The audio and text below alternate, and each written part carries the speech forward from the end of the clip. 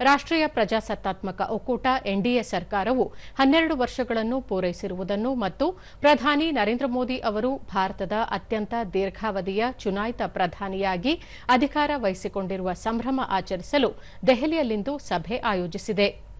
ಪ್ರಧಾನಿ ನರೇಂದ್ರ ಮೋದಿ ಸೇರಿದಂತೆ ಬಿಜೆಪಿಯ ಉನ್ನತ ನಾಯಕತ್ವದ ಹೊರತಾಗಿ ಮೈತ್ರಿಕೂಟದ ಎಲ್ಲಾ ಘಟಕಗಳ ಸದಸ್ಯರು ಸಭೆಯಲ್ಲಿ ಭಾಗವಹಿಸುವ ನಿರೀಕ್ಷೆಯಿದೆ.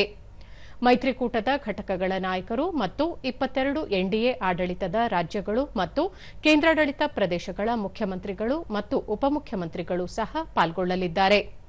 ಈ ಸಂದರ್ಭದಲ್ಲಿ ವಿವಿಧ ರಾಷ್ಟ್ರೀಯ ಅಭಿವೃದ್ಧಿ ಕಾರ್ಯಕ್ರಮಗಳು, ಮೂಲಸೌಕರ್ಯ ಕಾರ್ಯಕ್ರಮಗಳು ಮತ್ತು 2047ರ ವೇಳೆಗೆ ರಾಷ್ಟ್ರವನ್ನು ಅಭಿವೃದ್ಧಿ ಹೊಂದಿದ ದೇಶವನ್ನಾಗಿ ಪರಿವರ್ತಿಸುವ ನರೇಂದ್ರ ಮೋದಿ ಸರ್ಕಾರದ ದೃಷ್ಟಿಕೋನವನ್ನು ಪರಿಶೀಲಿಸುವತ್ತ ಈ ಸಭೆ ಗಮನ ಹರಿಸಲಿದೆ.